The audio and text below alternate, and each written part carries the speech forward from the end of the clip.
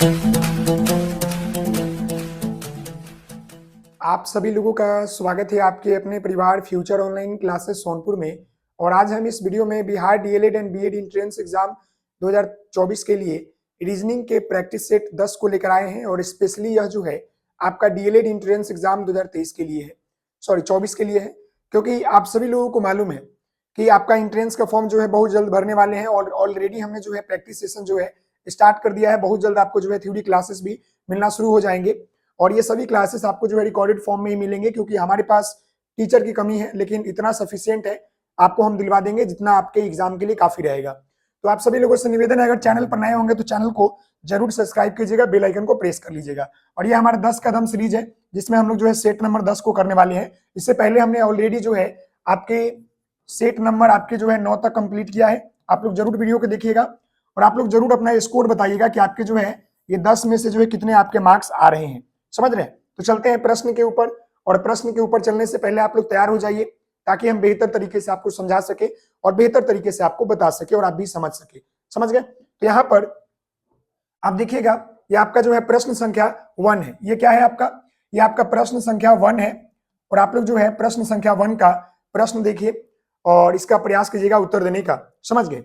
ये प्रश्न संख्या 1 है और ये पूछ रहा है कि नीचे दिए गए आरेख में लुप्त संख्या ज्ञात कीजिए। ये आपका आरेख दिया गया है। यहाँ पर आपका 2 है, यहाँ पर आपका 5 है, यहाँ पर आपका 7 है, यहाँ पर आपका 17 है, फिर यहाँ पर आपका 26 है और यहाँ पर आपसे जो है पूछा है कि ये खाली स्थान में आपका क्या होगा। तो हम सबसे पहले ध्यान देंगे कि ये क्या किया गया है। 2 के बाद यहाँ पर 5 हो गया, यानी कि हमारा जो है क्लॉक वाइज चल रहा है। ये हमारा क्लॉक वाइज चल रहा है। समझ गए? तो 2 के बाद यहाँ पर हमारा 5 हो गया है, यानी कि प्लस यहाँ पर 3 किया गया है तो 5 हो गया। 5 के बाद यहाँ पर 10 हो गया है तो प्लस हमारा यहाँ पर 5 किया है। समझ गए? और 10 के बाद यहाँ पर जो है हमारा 17 हो गया, यानी कि प्लस जो है यहाँ पर 7 किया है और यहाँ पर प्लस कितना किया है? 17 के बाद 26 हो गया है तो यहाँ पर प्लस आपका जो है 9 किया है। देख रहे हैं? यानी 3 5 7 9 ये आपका जो है क्या है? ये आपका ऑड नंबर चल रहा है। फिर हम क्या करेंगे? यहाँ पर कितना जोड़ेंगे?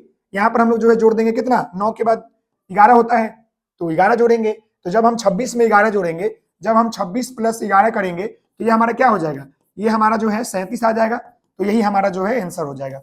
यही क्या हो जाएगा? हमारा आंसर हो जाएगा। ऑप्शन नंबर देखिए कहां पर है। यहाँ पर 41 है, यहाँ पर आपका 61 है, यहाँ पर 37 है और यहाँ पर 51 है। तो ये वाला ऑप्शन सी है, ये करेक्ट है। यानी कि इसका उत्तर आपका ये 37 हो जाएगा।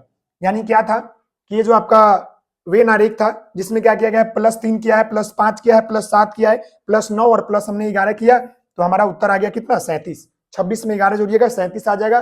करेक्ट आंसर आपका ऑप्शन सी हो जाएगा। क्लियर है? चलिए, और आप सभी लोगों से निवेदन है प्लीज वीडियो को लाइक कीजिएगा, शेयर कीजिएगा अधिक से अधिक, क्योंकि आप सभी लोगों के लिए काफी प्रयत्न किया जा रहा है, मेहनत किया जा रहा है। तो आपका भी दायित्व बनता है कि वीडियो को अधिक से अधिक लाइक करें, शेयर करें। यहाँ पर ध्यान दीजिएगा, ये आपका जो है दूसरा नंबर प्रश्न है और ये 2 नंबर प्रश्न जो है क्या बोला देखिएगा। ये आपका जो है ऑड एंड इवन से लिया गया है। ऐसे आपका यह कोडिंग डिकोडिंग का ही पार्ट है। दिए गए विकल्पों में से विषम अक्षर जो है आप चुनिए। समझ गए? यानी विषम संख्या इसमें आपको चुनना है। अब यहाँ पर देखिएगा 4 क्या दिया है। सबसे पहले हम यहाँ पर देखेंगे कि यहाँ पर दिया है एक्स, फिर यहाँ पर जेड, डब्ल्यू और ये वाई, ऑप्शन 1 दिया है। समझ गए ना? हम यहाँ पर इसको नंबर नहीं लिखेंगे, दूसरा लिख लेते हैं। दूसरा भी एक एक बार में कर लेंगे। ई जी डी एफ ये हो गया। तीसरा हम लिख लेते हैं यहाँ पर क्या? एन पी एम ओ और डी आपका क्या है? एच आई जी जे। अब इस तरह के प्रश्न करने से पहले आप सभी लोगों को मैं बता दूं कि अल्फाबेट का नंबर याद होना चाहिए, सीरीज नंबर याद होना चाहिए कि ए से लेकर आपका कितना अल्फाबेट होता है? 26 होते हैं। 26 का आपको आगे से पीछे से दोनों से नंबरिंग याद होना चाहिए। जैसे कि हम यहाँ पर बात करें किसका? एक्स की बात कर रहे हैं। समझ गए? तो एक्स हमारा 24 पर आता है। जेड की बात कर रहे हैं तो क्या होता है? एक्स वाई जेड, जेड हमारा जो है 26 पर आता है। डब्ल्यू क्या आता है? हमारा यहाँ जो है 23 पर आता है। और वाई कितना पर आता है? तो 25 पर आता है। अब यहाँ ध्यान दीजिएगा, यहाँ क्या किया गया है कि यहाँ पर आपका जो है 26, यहाँ देखिएगा यहाँ 25 है तो 25 में क्या किया गया? एक यहाँ पर जोड़ दिया गया है, यानी कि मान लीजिए कि एक जोड़ दिया गया है। यहाँ पर 23 है तो इसमें भी जो है एक जोड़ दिया गया है, एक जोड़ दिया गया। तो क्या हो गया? वाई में ये देखिएगा ये सीरीज है, एक एक जोड़ा गैप करके एक जोड़ दिया गया है। अब उसी तरह हम इसको देखेंगे, ई का मतलब हमारा कितना होता है? 5 होता है। जी का मतलब कितना होता है? ई एफ जी, यानी कि 7 होता है। डी का मतलब 4 और एफ का मतलब आपका 6 होता है। समझ गए? तो यहाँ भी क्या किया गया है कि प्लस यहाँ पर 1 कर दिया गया है और यहाँ भी आपका जो है +1 कर दिया गया है। समझ गए? देखिए यहाँ पर एफ 6 था तो यहाँ पर जोड़ दिया है एक एक गैप करके। ये सीरीज देखिएगा, सीरीज पकड़ना चाहिए। एम है, एम का मतलब हम सभी लोगों को मालूम है कि हमारा 15 होता है, एन का मतलब 13 होता है, पी का मतलब 16 होता है, एन का मतलब 14 होता है। तो ठीक उसी प्रकार 15 में एक जोड़ा है तो यहाँ पर 16 आ गया है, और यहाँ पर 13 में जो है एक जोड़ा है तो यहाँ पर आपका 14 आ गया है, तो +1। तो ये देख रहे हैं तीनों सीरीज एक तरह का है, तो करेक्ट हमारा आंसर यही हो जाएगा, ऑप्शन नंबर डी हो जाएगा। यानी कि यहाँ पर पूछा था क्या कि यहाँ पर विषम संख्या में से चुनिए, तो विषम हमारा यही हो जाएगा। क्यों? अब 3 तो बराबर लग गया, 3 तो आपका बराबर लग गया, लेकिन एक ये बराबर नहीं लगेगा। कैसे? अब देखिएगा, एच का मतलब आपका 8 होता है, समझ गए। जे का मतलब क्या होता है आपका HIG, जे का मतलब 10 होता है, समझ गए कि एल, ठीक है। और जी का मतलब आपका जो है 7 होता है, और आई का मतलब आपका 9 होता है, HI। अब यहाँ पर देखिएगा तो यहाँ क्या किया गया है, मान लीजिए कि यहाँ पर 10 था, तो 10 के बाद यहाँ पर 11 होना चाहिए ना, एक जोड़ते तो देखिए सब में एक जोड़े थे, और यहाँ पर देखिएगा 7 के बाद यहाँ पर 8 आया है, 8 ही एक जोड़ने पर आया है। लेकिन यहाँ पर क्या हुआ है कि ये जे का मतलब 10 है, तो यहाँ पर आपका 11 नहीं होना चाहिए, 11 होना चाहिए ना। जे के बाद यहाँ पर के होना चाहिए ना, यहाँ पर ये वाला आई लिख दिया, यानी कि यह गलत हो जाएगा। ये हमारा क्या किया गया है, यहाँ पर हमारा +1 करने पर हमारा क्या हो रहा है, आई नहीं आ रहा है, बल्कि यहाँ पर हमारा के आना चाहिए, लेकिन आई आ रहा है। तो हमारा करेक्ट आंसर ऑप्शन डी हो जाएगा, यानी विषम संख्या हमारा वही है, HIG, समझ गए। बाकी सब आप देख लिए। इसको बनाने का और भी तरीका है, माइनस भी करके बना सकते हैं, इसका पॉजिटिव ले, लेकिन हमने प्लस ले लिया। Option number D is correct answer, समझ गए। चलिए अगले प्रश्न की बात करेंगे। यह प्रश्न संख्या आपका 3 नंबर है, और यह प्रश्न का ध्यानपूर्वक उत्तर देने का प्रयास कीजिएगा, समझ गए। यह प्रश्न संख्या 3 है। देखिएगा, एक घड़ी की दर्पण प्रतिबिंब 4:15 समय हो रहा है दर्शा रही है, तो घड़ी में सही समय क्या होगा। यानी कि यहाँ पर जो है ये आपका जो है क्या लिखा गया, मिरर इमेज यहाँ पर आपको दिखा रहा है, मिरर इमेज, यानी कि एक घड़ी में जो है कितना बज रहा है, 4:15 हो रहा है। मान लीजिए कि ये घड़ी है, समझ गए, और यहाँ पर बज कितना रहा है, 4:15। यहाँ पर आपका 12 हो गया, यहाँ पर आपका 3 हो गया, यहाँ पर आपका 6 हो गया, यहाँ पर आपका 9 हो गया, और बज रहा कितना है, 4 बज रहा है। ये लीजिए हमने 4 बजा दिया, और 4 बज के कितना मिनट हो रहा है, 15 मिनट, 15 मिनट ये आपका हो रहा है, समझ गए। अभी क्या किया गया है कि आपका जो है यहाँ पर मिरर इमेज लगाया गया है। मिरर इमेज मान लीजिए कि हम जो है मिरर इमेज कहाँ पर लगाए, यहाँ पर लगाते हैं, ये आपका जो है मिरर इमेज लगा हुआ है, समझ गए। अब ये पलटेगा तो किधर जाएगा, तो ये पलटेगा तो इधर हो जाएगा, घड़ी उल्टा हो जाएगा, 9 इधर आ जाएगा, 3 इधर चला जाएगा।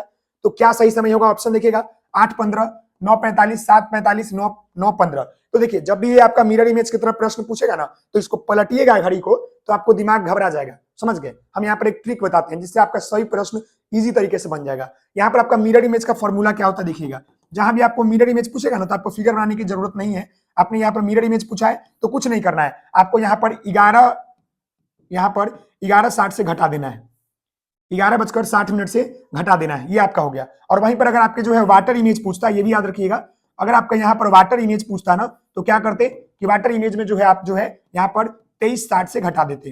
ये आपका फॉर्मूला है, जितना भी पूछे। अब हमको इतना बनाने की जरूरत नहीं है ना, पलटने की जरूरत है। यहाँ पूछा कितना है, 4:15। हम कुछ नहीं करेंगे, हम यहाँ पर घटा देंगे कितना, 11:30, 11:60 से लेकर हम मतलब 11:60 से घटा देंगे कितना, 4:15 को। हम यहाँ पर 4:15 को घटा देंगे, तो यहाँ देखिएगा 10 में से 5 गया, यहाँ पर 5, और 5 में से 1 गया तो यहाँ पर 4, ये हमारा हो गया। 11 में से 4 जाएगा तो 7, यानी कि हमारा करेक्ट आंसर हो गया 7:45। यानी कि जो हमारा समय है 4:15 का वाटर मिरर इमेज जो है हमारा 7:15 आ रहा है। ऑप्शन नंबर देखिए, 7:45, ऑप्शन नंबर डी। 15 नहीं था, 45 था, 7:45, समझ गए। एक और एग्जांपल बता दे, देखिए मान लीजिए कि आपसे बोल देता कि 8:30 हो रहा है, और आपका इसका मिरर इमेज बताइए, तो हम कुछ नहीं करते, इसको क्या करते, हम 11.360 से लेकर घटा देते हैं। अब कितना है, 8:30 हो रहा है, तो यहाँ पर 60 में से 30 गया, 30 हो गया, और 11 में से 8 गया, तो यहाँ पर आपका 3 हो जाएगा, 3 बज के यहाँ पर आपका 30 मिनट हो जाता है। इसका किसका, मिरर इमेज, ये आपका मिरर इमेज। अब वहीं पर वाटर इमेज, तो 23:60 से घटा दीजिए, जैसे बोलेगा कि 16:40 हो रहा है, इसका आप वाटर इमेज निकालिए, तो घटा दीजिएगा तो आपका आंसर आ जाएगा। तो इसका करेक्ट आंसर ऑप्शन डी हो जाएगा। क्लियर है ये प्रश्न? अगले प्रश्न के ऊपर चलते हैं। तो यहाँ पर देखिएगा प्रश्न संख्या आपका 4 है, और यह प्रश्न क्या बोल रहा है इसको समझिएगा। ये जो है आपका फिल इन द ब्लैंक्स वाला प्रश्न है। यहाँ पर देखिएगा, ये बोल रहा है कि रेलगाड़ी, और यहाँ पर आपका पटरी दिया गया है। रेलगाड़ी का संबंध जो है पटरी से है, उसी प्रकार आपको यहाँ ढूंढना है कि किसका संबंध किससे होगा। जैसे हम सभी लोगों को पता है कि रेलगाड़ी कहाँ चलती है, पटरी पर चलती है, तो उसी प्रकार ये 4 ऑप्शनों में से आपको ढूंढना है कि इसका करेक्ट आंसर क्या होगा। यहाँ पर देखिएगा, कार जो है यहाँ पर 4 पहिया दिया गया है, क्या ये करेक्ट आंसर है? नहीं, कार है तो कहाँ चलेगा, 4 पहिया पर थोड़ी चलता है, सड़क पर ना चलता है, ये तो गलत हो जाएगा। दूसरा देखिएगा, हवाई जहाज जो है उड़ता है, लेकिन हमारे यहाँ पर चलने की बात करें ना, तो हवाई जहाज रनवे पर चलता है, तो यहाँ पर रनवे होना चाहिए, ये भी गलत हो जाएगा। तीसरा देखिएगा, ट्रक और सड़क, तो ट्रक जो है कहां चलता है, सड़क पर चलता है, ये सही लग रहा है। कार जो है सड़क पर चलेगा, गति दिया है, ये भी गलत हो जाएगा। करेक्ट आंसर आपका जो है यहाँ पर 3 हो जाएगा, यानी कि जो ये आपका ट्रक है ना कहां चलता है, तो सड़क पर चलता है। करेक्ट आंसर इसका हो जाएगा ऑप्शन नंबर आपका 3 हो जाएगा। समझ गए, क्लियर है। अगले प्रश्न की बात करते हैं। यहाँ पर देखिएगा प्रश्न संख्या ये आपका जो है 5 नंबर है, और ये प्रश्न काफी इंपॉर्टेंट है, याद रखिएगा। यहाँ पर आपका प्रश्न जो है 5 नंबर है, इसको ध्यानपूर्वक देखिएगा और समझने का प्रयास कीजिएगा। ये प्रश्न आपका जो है, क्योंकि यहां से आपका प्रश्न एग्जाम में पूछेगा ट्रायंगल नहीं तो आपका रिक्टेंगल या स्क्वायर पूछ लेता है निकालने के लिए। तो यहाँ पर दी गई आकृतियों में कितने जो है आपका वर्ग है, वर्ग का मतलब आपका यहाँ पर स्क्वायर पूछा है कि कितने आपके स्क्वायर है। स्क्वायर निकालने के तरीका भी हम आपको बताएंगे। यहाँ पर ध्यान दीजिएगा, ये आपका फिगर है। अब इस फिगर को समझने का प्रयास कीजिएगा। यहाँ पर सबसे पहले गिन लीजिएगा, 1 2 रो कॉलम को गिन लीजिएगा। यहाँ पर 3 4 5 और 6, फिर यहाँ पर 2 और यहाँ पर 3। ये आपका जो है रो और कॉलम की बात कर रहे हैं, समझ गए ना। तो रो आपका जो है 6 है, कॉलम आपका 3 है। लेकिन यहाँ पर याद रखिएगा इसका 2 तरीका होता है। एक और मैं छोटा सा एग्जांपल से आपको बता दूं, ये अगर यहाँ पर पूछता ना कि इसमें कितने आपके जो है स्क्वायर है, तो क्या करते हैं, यहाँ भी 1 है, यहाँ भी 2, यहाँ भी 2, तो यहाँ पर दोनों मतलब कि रो और कॉलम क्या हो गया, रो और कॉलम जो है आपका इक्वल हो गया। देख रहे हैं दोनों में 2 2 है, तो हम कुछ नहीं करते, 1 का स्क्वायर प्लस 2 का स्क्वायर करते, यानी कि 1 प्लस यहाँ पर आपका 4 हो जाता, टोटल आपका यहाँ पर 5 स्क्वायर हो जाता है। समझ गए। अगर रो और कॉलम इक्वल होता ना तो आप दोनों का स्क्वायर कर देते, आपका आंसर आ जाता, जितना आपका होता उतना स्क्वायर। जैसे 1 का स्क्वायर 2 का स्क्वायर इक्वल क्या हो जाएगा, 5 हो गया। जैसे कि देख लीजिए आपका यह है कि आपका स्क्वायर, दूसरा स्क्वायर यह, तीसरा यह, चौथा यह, और ये आपका 5वां। समझ गए, 5 स्क्वायर हो गया, क्लियर है। लेकिन यह प्रश्न देखिएगा, यहाँ पर आपका रो और कॉलम सेम नहीं है। यहाँ पर क्या है कि रो और कॉलम सेम नहीं है, तो यहाँ पर क्या करेंगे, सबसे पहले हमने गिन लिया कि आपका रो जो है कितना है, आपका 6 है, कॉलम आपका 3 है। तो इस प्रश्न को बनाने के लिए हम लोग क्या करते हैं, रो और कॉलम को लिखेंगे, रो और कॉलम को लिखेंगे। हम यहाँ पर लिख लेंगे, समझ गए, रो आपका जो है 6 था, कॉलम आपका 3 है, हम यहाँ पर 3 करेंगे, इक्वल कितना हो जाएगा हमारा 18। समझ गए। और जब तक हमारा जो है ना, जब तक हमारा जो है यह कॉलम, जो ये कॉलम आप देख रहे हैं 1 2 और ये 3, जब तक ये हमारा 0 नहीं हो जाएगा, जब तक गुना करते रहेंगे। ये तरीका है। अब इसको जोड़िएगा तो बहुत बड़ा हो जाएगा, समझ गए। तो यहाँ पर हम क्या करेंगे, 6 था 1 घटा देंगे 5, और गुने यहाँ पर 2 करेंगे, 4 गुने यहाँ पर 1 करेंगे, फिर यहाँ पर आपके 3 गुने यहाँ पर 0 करेंगे। अब हम रुक जाएंगे, क्यों भाई, क्योंकि हमारा जो आपका कॉलम था वो हमारा 0 आ गया, यानी हमारा यह जो था 1 2 3 था, इसको हम 0 तक ला दिया। अब हम यहाँ पर रुक जाएंगे, तब हम इसको जोड़ेंगे तो 5 गुना कितना हो जाएगा, 10 हो जाएगा। 4 गुने करेंगे तो ये हमारा 4 हो जाएगा, समझ गए। और ये 3 से हम करेंगे तो 0 हो जाएगा। अब हमको यहाँ पर रुक जाना है, यानी कि जब भी आपको रो और कॉलम जो है बराबर नहीं दिखे तो आपको कुछ नहीं करना है, गिन लेना है कि रो कितना है, कॉलम कितना है। समझ गए, ये हमारा रो और कॉलम हो गया ना, ये हमारा रो हो गया, नहीं रो इसको बोलते हैं ना, कॉलम इसको बोलते हैं। ये हमारा रो हो गया, रो, और ये हमारा कॉलम हो गया, इसको अपोजिट लिख दिया मैंने शायद, इसको कॉलम लिख लीजिएगा। ये हमारा कॉलम हो गया ऊपर से, और ये हमारा रो हो गया, समझ गए। तो जो भी आपका हो ये वाला होगा लाइन, इसको जोड़ देंगे। तो यहाँ पर हम क्या करेंगे कि 6 गुने 3 किए तो 18, 5 गुने 2 किए 10, 4 गुने, जैसे इसको कर देना। देखिए हम यहाँ पर 3 गुने 6 किए, 2 गुने 5 किए, और 1 गुने जो है हमने कितना किया, मतलब कि 4 गुने 1 किया। इसके आगे तो हो नहीं, तो हमने 3 गुने यहाँ पर 0 कर दिया। अब हम रुक जाएंगे, तो हम रुके तो देखेंगे 18 10 28 और 4 कितना हो गया हमारा 32। 18 10 और 4 कितना हो गया 32। ये प्रश्न संख्या आपका जो है 5 है, तो यहाँ पर इसका करेक्ट आंसर जो हो जाएगा 32। 18 10 28 और 4 ये हमारा 32 हो जाएगा। करेक्ट आंसर हमारा यही हो जाएगा, ऑप्शन नंबर बी। इसमें टोटल जो आपकी आकृतियों की संख्या है वो आपका 32 है, समझ गए। बाकी अब इसको जोड़िएगा तो बहुत ज्यादा हो जाएगा। देखिएगा 3 3 3 3 3, ये हमारा 2 2 4 2 6 18 हो गया। बाकी अब देखिएगा तो ये हमारा 19 हो गया, ये हमारा 20 हो गया, समझ गए। ये हमारा 21 हो गया, समझ गए। ये हमारा 22 हो गया, ये हमारा 23 हो गया, ये हमारा 24 हो गया, 25 26 और ये हमारा 27 हो गया। 27 हो गया। अब हम देखिएगा ये हमारा जो होगा 27 के बाद ये हमारा एक 28 हो गया, ये हमारा एक 29 हो गया, ये हमारा 30 हो गया, ये हमारा 31 हो गया, समझ गए। इस तरह कीजिएगा तो 32 को हो जाएगा, ये समझ गए 32 हो जाएगा। ये आपका स्क्वायर पूछा ना तो 32 हो, इसका आंसर 32 होगा। आप लोग करके देखिएगा, समझ में आ जाएगा। ये तरीका अपनाइएगा, आपको बन जाएगा। जैसे कि मैं आपका एक और तरीका बता देता हूँ। देखिए एक और फिगर आपको लेकर बना देता हूँ। यहाँ पर मान लीजिए कि यह फिगर आपको समझ में नहीं आएगा तो ये देख लीजिए, समझ गए। ये हमने लिया और मान लीजिए कि हमने एक और यहाँ पर ले लेते हैं और एक और ले लेते हैं। यहाँ पर आपको जो है स्क्वायर निकालना है, समझ गए। अब यहाँ ध्यान दीजिएगा कि हमारा 1 है 2 है 3 है, यहाँ पर 4 है, यहाँ पर 1 है 2 है 3 है, समझ गए। तुम कुछ नहीं करेंगे, रो इनटू कॉलम करेंगे, समझ गए। ये हमारा रो हो गया, ये रो हो गया, और ये हमारा कॉलम हो गया। तो हम कॉलम को लिखेंगे कितना, पहले तो हम लिखेंगे 3 था हमारा, और यहाँ पर हम कितना लिखेंगे, 4 लिखेंगे। 1 मिनट, हमने यहाँ पर 4 लिखा, यहाँ इंटू 3 लिखा, तो 4 3 कितना हो गया, 12 हो गया। और जब तक हमारा ये कॉलम 0 नहीं होगा, जब तक हम छोड़ेंगे नहीं, गुना करते रहेंगे। तो फिर हम 3 लिखेंगे, 3 गुने यहाँ पर 2 घटाते जाएंगे, और फिर यहाँ पर 2 गुने 1 हो जाएगा, और फिर यहाँ पर आपका 1 गुने यहाँ पर 0 हो जाएगा। समझ गए? तो अब यहाँ पर लिखेंगे तो 3 दूना 6, 2 गुने 1 और यहाँ पर 0, यानी कि 12 6 18, 18 2, यहाँ पर आपका 20। इसका आंसर क्या हो जाएगा, 20 हो जाएगा। यानी इसमें अगर कोई पूछता कि स्क्वायर कितने हैं, इसमें आपके स्क्वायर कितने हैं, तो आपके 20 है। कितने हैं भाई, 20 है। 1 2 3 4 5 6 7 8 9 10 11 12 हो गया। अब देखिएगा, ये आपका जो है 13 हो गया, ये आपका जो है 14 हो गया, ये आपका 15 हो गया, फिर ये आपका 16 हो गया, ये आपका 17 हो गया, ये आपका 18 हो गया, और एक ये आपका ये बड़ा वाला ये 19 हो गया, और ये आपका 20 हो गया। समझ गए ना, टोटल आपका 20 है। क्लियर है जी? चलिए अगले प्रश्न की बात करते हैं। यहाँ पर ध्यान दीजिएगा, ये प्रश्न संख्या आपका 6 है। आप उस तरह करके देखिएगा, आपको समझ में आ जाएगा। उसमें आपका जो मैंने यह जो आपको यहाँ पर बताया ना, ये वाला एकदम करेक्ट है, 32 इसका आंसर है, करेक्ट है। चलिए अगले प्रश्न की बात करते हैं। तो यहाँ पर देखिएगा प्रश्न संख्या 6 है, और इस प्रश्न को ध्यानपूर्वक देखिए और बनाने का प्रयास कीजिएगा। यहाँ पर आपको बोल रहा है कि निम्नलिखित प्रश्नों में से प्रश्न चिन्ह के स्थान पर कौन सा उत्तराकृति होगा। जैसे कि यहाँ पर आप देख रहे हैं, ये आपका ट्रेंगल है, तो ट्रेंगल का इधर वाला पार्ट को रंग दिया है। क्या किया गया है, मान लीजिए कि इसको राइट बोलिएगा, इसको लेफ्ट बोलिएगा, तो लेफ्ट वाला पार्ट को जो है रंग दिया गया है और यहाँ पर ले लिया गया है। उसी तरह जो ये हमारा क्या है, ये हमारा एक सर्कल है, और सर्कल का बीच में ये आपका कटा हुआ है, परपेंडिकुलर कटा हुआ है। तो कहने का मतलब है कि हम यहाँ भी राइट वाले को रंगे, मतलब लेफ्ट वाले को रंग लेंगे। तो लेफ्ट वाले को जब रंगेंगे तो हमारे यहाँ पर क्या आ जाएगा, इस तरह आएगा, और ये इस तरह आ जाएगा, और ये रंगा हुआ रहेगा। ये क्या रहेगा, पेंट किया हुआ रहेगा। तो यही हमारा जो है करेक्ट आंसर हो जाएगा। इस तरह का फिगर आपको कहाँ दिख रहा है, तो ये तो होगा नहीं। ये हमारा करेक्ट आंसर ऑप्शन बी यहाँ पर नजर आ रहा है, ये होगा नहीं, ये होगा नहीं। करेक्ट आंसर क्या हो जाएगा इस प्रश्न का, ये हमारा बी आंसर हो जाएगा।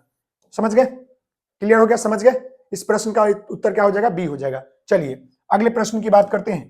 तो अगला प्रश्न ये देखिएगा, आपका ब्लड रिलेशन से लिया गया है। ध्यानपूर्वक समझिएगा और प्रयास कीजिएगा कि इसको बनाइए ध्यानपूर्वक। ये प्रश्न देखिए, बोला गया है कि ए और बी जो है भाई है, सी डी का पुत्र है, ई जो है बी का माता है, और डी की पत्नी है, तो मतलब कि नहीं, सॉरी यहाँ पे बोला कि ई जो है बी की माता और डी की पत्नी है, तो सी जो है आपके ए से कैसे संबंधित रखेगा। समझ गए? तो सबसे पहले हम लिखेंगे ए और बी क्या है, भाई है। हम यहाँ पर लिख देंगे ए और बी जो है आपका ये क्या हो गया, भाई हो गया। समझ गए? अब देखिएगा सी जो है डी की पुत्र है। सी कौन है, मान लीजिए कि यहाँ पर सी कोई है, सी जो है डी का पुत्र है। तो यहाँ पर डी तो पता नहीं चला अभी तक। मान लीजिए कि सी यहाँ पर है और डी का पुत्र है, यानी डी ऊपर होगा, तो ये इसका पिता हो गया। सी कौन है, सी जो है डी का पुत्र है। समझ गए? तो ये पिता हो गया, ये इसका बेटा हो गया। समझिएगा, इसका बेटा हो गया। अब आगे बढ़ते हैं।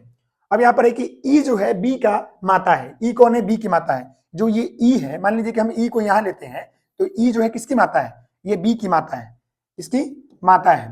समझ गए? इसकी माता है बी की। तो ये दोनों भाई बहन है, तो इसकी मम्मी भी दोनों की होगी। समझ गए? अब देखिएगा, बोला है कि ई जो है बी की माता है और डी की पत्नी है, और ये डी की पत्नी है। डी की क्या है, पत्नी है, डी की पत्नी है। तो ये सी भी इसका बेटा हो जाएगा, सी भी इसका बेटा लगेगा, और ये आपका ए भी बेटा हो जाएगा। क्योंकि देखिएगा सी कौन है, डी का पिता है। सी कौन है, सी डी का पिता है। 1 मिनट, थोड़ा सा मिस्टेक हो रहा है। यहां पर क्या बोला जा रहा है, सी जो है डी का पुत्र है। सी कौन है, डी का पुत्र, यानी जो ये सी है डी का पुत्र है। सही है, सही है, कोई दिक्कत नहीं है। अब देखिएगा बोला गया है कि तो यहां पर सी ए से कैसे संबंध रखेगा, ये सही आपका डायग्राम है। तो बोला है कि जो सी है ना, ये आपका ए से कैसे संबंध रखेगा, ये जो आपका ए है इससे संबंध कैसे रहेगा। तो अब यहां जान गए ना कि जब सी जो है डी का पिता है और डी की पत्नी ई है, और ई का बेटा जो है आपका बी और ए है, तो जो ये भी तो बेटा हो गया, ये भी हो गया, तो ये दोनों क्या हो जाएगा, ये आपका जो है क्या लगेगा, भाई लगेगा। यहाँ पर ऑप्शन क्या है, भाई, यहाँ पर चचेरा भाई, पिता, और यहाँ पर पुत्र। तो इसका आंसर आपका ए हो जाएगा, भाई लगेगा भाई। इसका करेक्ट आंसर ये हो जाएगा। समझ गए कि नहीं समझ गए? ध्यानपूर्वक देखिएगा, ए और बी दोनों भाई था, और ए और दोनों बी भाई था, और बोला है कि सी जो है डी का पुत्र है। सी कौन है, सी जो है डी का पुत्र है, तो डी इसका पिता हो गया, सी इसका बेटा हो गया। और फिर बोला है कि जो ई है वह बी का माता है, तो ई जो थी बी का माता थी, और बोला है कि डी का पत्नी है। तो जब यह इसकी माता हो गई तो यह इसका पिता भी हो गया, और जब यह पिता का बेटा हो गया तो ये दोनों से भाई बहन ना हो जाएगा, यहाँ पर भाई हो जाएगा आंसर। क्लियर है? चलिए अगले प्रश्न की बात करते हैं। अब यह प्रश्न देखिएगा कोडिंग डिकोडिंग से आपका लिया गया है, और ये भी एक तरह का प्रश्न है जो कि आपको समझने में इजी है बहुत, और बहुत आसानी पूर्वक बन जाएगा। यहाँ देखिएगा क्या है, किसी कूट भाषा में निम्नलिखित अक्षरों को विशिष्ट रूप से कोडिंग किया गया है। जैसे कि आप देख रहे हैं कि ए का मतलब ये लिखा गया है, सी का मतलब ये, डी का मतलब ये, ई का मतलब ये, जी का मतलब एच का मतलब, के का मतलब एल का मतलब, एम का मतलब एम, एन का मतलब ओ का मतलब, एस का मतलब, ये सभी चीजों के बारे में आपका जो है यहाँ पर कुछ न कुछ कोड कर दिया गया है। समझ गए, कुछ न कुछ कोड कर दिया है। वही तरह यहाँ पर पूछा है कि जो यह लाइन लिखा गया ना, इसका मतलब क्या होगा। यह जो कोडिंग आपने देखा है कि यहाँ पर आ गया है। अब आपको बताना है कि ये वाला जो लाइन ऊपर है इसमें क्या होगा, इसका मतलब क्या लिखा गया है। ये वाला ऑप्शन पकड़िए ए, तो यहाँ पर देखिएगा यहाँ लिखा गया है ना ये, इसका मतलब क्या लिखा है, एच लिखा है, तो हम इसके ऊपर एच लिख देंगे। अब यहाँ पर डबल हाइफन इस तरह करके किया गया है, यहाँ पर आपको नजर आ रहा है, यहाँ भी आपको नजर आ रहा है, लेकिन यहाँ पर ऐसे देखिएगा ये अपोजिट दिया है। ये वाला लाइन जो है ऐसे दिया है और यहाँ पर हमारा ऐसे दिया है। समझ गए, यहाँ पर हमारा ऐसे दिया है, तो ऐसे वाला के लिए यहाँ पर ये देखिए ओ प्रयोग किया गया है, ओ, तो हम यहाँ पर ओ लिखेंगे। फिर यहाँ पर पी के लिए देखिए क्या लिखा गया है, पी हमारा यहाँ पर है और कहीं नहीं, उल्टा पी है, यहाँ पर सीधा पी है, तो सीधा पी के लिए हमारा एम दिया गया है, तो हम यहाँ पर एम लिख लेंगे। फिर हमारा वी दिया है, अपोजिट वी, यहाँ पर देखिएगा, तो इसके लिए हम ए लिखेंगे, यहाँ पर हमारा ए हो जाएगा। फिर यहाँ पर जी है ना इस तरह का, ये देखिए यहाँ पर जी, ये, तो हम यहाँ पर जी लिखेंगे। फिर यहाँ पर हमारा ये वाला गुर्देल टाइप का दिया हुआ ना, तो इस टाइप का यहाँ दिया, ये ई लिखेंगे, इसका मतलब ई, तो इसका मतलब ई हो जाएगा। अब ऑप्शन मिला लीजिए, H O M A, H O M A, यहाँ पर गलती है, यहाँ भी गलती है, H O M A G E, option number is B, option number is B correct, option number B मिल गया ना। मतलब कि जो ये साइन दिया था ना, इस साइन को यहां से देखकर उसके नंबरिंग को उतार दिया, वही हमारा आंसर हो जाएगा। इस तरह का प्रश्न आपसे पूछता है। ये आपका जो है वर्ड वाला था, कभी कभी नंबर वाला भी पूछ लेता है। जैसे एग्जांपल से समझ लीजिए, मान लीजिए कि हमने आर ए टी को यहाँ पर लिख दिया 1 4 5 लिख दिया, और हमने सी ए टी को लिख दिया क्या 4 5 नहीं 1 मिनट, रैट को लिख दिया हमने यहाँ पर लिखा 8 4 4 नहीं, यहाँ पर हमने लिखा 6, रैट हो गया, कैट लिखते हैं, ये क्या हो रहा है 1 मिनट, यहाँ पर हमने लिखा सी ए टी कैट लिख दिया। अब हम जो है टी का मतलब हम यहाँ पर 5 लिखेंगे, ए का मतलब हम 4 लिखेंगे, सी का मतलब 2 लिख देंगे, समझ गए ना। और अब हम यहाँ से पूछेंगे कि आप बताइए कि सी ए आर का बताइए, कार का बताइए, तो देखिएगा सी का प्रयोग क्या किया गया, सी का मतलब यहाँ पर 2, तो हम यहाँ 2 लिखेंगे। ए का मतलब क्या प्रयोग किया है, यहाँ भी ए का मतलब 4, यहाँ भी ए का मतलब 4, तो हम यहाँ पर 4। आर का मतलब यहाँ देखिएगा ए लिखा गया है, तो हम यहाँ पर लिख देते हैं 1। समझ गए, तो आर ए टी हो गया। क्लियर है, प्रश्न क्लियर है ना। चलिए अगले प्रश्न की बात करते हैं, प्रश्न संख्या 9। अभी देखिएगा प्रश्न संख्या 9 यहाँ पर आपका वेन आरेख से पूछा गया है। ये आपका वेन डायग्राम से प्रश्न लिया गया है और इस प्रश्न को कीजिए। यहाँ पर ध्यानपूर्वक देखिएगा, ये प्रश्न आपका बोला है कि वह आकृति चुनिए जो एथलीट्स, फुटबॉल और खिलाड़ियों के, और मतलब फुटबॉल खिलाड़ियों और क्रिकेट खिलाड़ियों के बीच जो है संबंध दर्शाता है। यानी कि यहाँ पर एथलीट्स की बात किया है। एक आपका जो है क्या क्या वो समझ लीजिए, यानी अब आपका वेन आरेख दिया गया है और यहाँ पर आपका 3 चीज पूछा है, यानी आपका एक एथलीट्स को पूछा है, फिर आपका फुटबॉल खिलाड़ी और फिर आपका क्रिकेट खिलाड़ी। तो हम सभी लोग जानते हैं कि वेन आरेख में जो है कंबाइन जुड़ना है। पहले यहाँ पर क्या है, तीनों अलग अलग है क्या, नहीं, तीनों अलग अलग तो है नहीं, ये कट जाएगा। दूसरा देखिएगा, तीनों क्या आपस में जुड़े हुए हो सकता है, कैसे भाई, देखिएगा कुछ खिलाड़ी जो होते हैं आपके क्रिकेट भी खेलते हैं, फुटबॉल भी खेलते हैं, महेंद्र सिंह धोनी का एग्जाम्पल ले लीजिए, और कुछ खिलाड़ी जो होते हैं क्रिकेट खेलते हैं, फुटबॉल खेलते हैं, एथलीट्स भी होते हैं, जैसे विराट कोहली आपका हो गया, तो ये कंबाइन हो सकता है। क्या दो यहाँ पर अलग, एक है और एक अलग है, एथलीट्स अलग और क्रिकेट और फुटबॉलर एक होते हैं, नहीं, ये भी गलत है। क्या एथलीट्स के अंदर जो है क्रिकेट और फुटबॉलर आते हैं, नहीं आते हैं, गलत है, उसके अंदर नहीं आते हैं। यहाँ देखिएगा, यहाँ पर आपका ये वाला फिगर सही है। अब इसका मतलब मैं आपको समझा देता हूँ, ये देखिएगा, कहने का मतलब है कि जो है ये आपका एथलीट्स है, ये आपका जो है फुटबॉलर है और ये आपका जो है क्रिकेटर है। कहने का मतलब है कि कुछ क्रिकेटर जो है ना आपके एथलीट्स भी है और कुछ क्रिकेटर जो है फुटबॉलर भी है और कुछ क्रिकेटर आपके केवल क्रिकेटर है और कुछ आपके फुटबॉलर जो है एथलीट्स भी है और कुछ क्रिकेटर भी है। तो कहने का मतलब है कि कुछ ऐसे खिलाड़ी जो एथलीट्स हैं जो कि फुटबॉल भी खेलते हैं, क्रिकेट भी खेलते हैं, और कुछ ऐसे फुटबॉलर है जो क्रिकेट भी खेलते हैं, एथलीट्स भी है, और कुछ ऐसे जो आपके क्रिकेटर है वो एथलीट्स भी है, फुटबॉलर भी है। तो ये कंबाइन हमारा सही आंसर है, option B is correct answer. ये तीनों जो है आपस में जुड़े हुए हैं, समझ गए, तो इसका आंसर आपका बी हो जाएगा। जिन बच्चों का बी आ रहा है उनका करेक्ट है। क्लियर है। अब हम जो है अंतिम प्रश्न के ऊपर बढ़ते हैं और ये प्रश्न देखिएगा, ये आपका जो है डाइस से प्रश्न लिया गया है। नीचे दिए गए घन की 2 अवस्था दर्शाए गए हैं, 9 की युक्त विपरीत फल क्या आएगा। ये आपका 2 बताया गया है, ये आपका डाइस वाला प्रश्न है।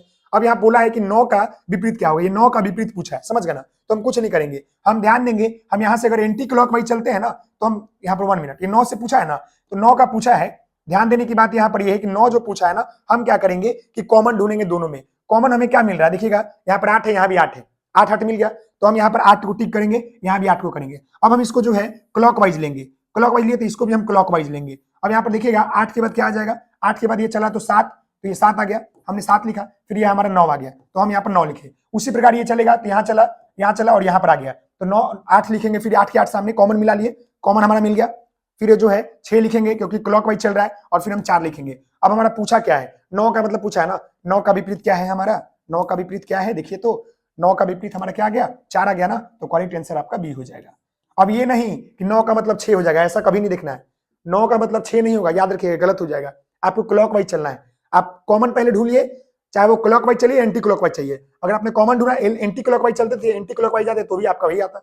अब एंटी क्लॉकवाइज चल के बता दे, तो देखिए अगर हम इधर से चलते तो हम लिखते 8 9 और 7, फिर हम इसका भी क्लॉकवाइज एंटी क्लॉकवाइज चलते तो हम लिखते 8 4 और 6, तो यहाँ भी हमारा 9 का उल्टा क्या हो जाता, 4 आ जाता। तो इसका कोई आंसर ऑप्शन बी हो जाएगा। तो आशा करते हैं कि आप सभी लोगों को यह सेट जो है पसंद आया होगा। तो आप लोग जो है जरूर कमेंट कीजिए कि आपका रीजनिंग का सेट नंबर 10 था, और इसमें हमने जो है 10 क्वेश्चन किया, और आप सभी लोग जो है अपना स्कोर जरूर बताइए, स्कोर आप लोग जरूर बताइएगा। और वीडियो कैसी लगी, ये वीडियो को अधिक से अधिक शेयर कीजिए, लाइक कीजिए। चैनल पर नए हैं तो चैनल को सब्सक्राइब कीजिएगा। मिलते हैं नेक्स्ट वीडियो में, तब तक के लिए धन्यवाद, थैंक यू सो मच।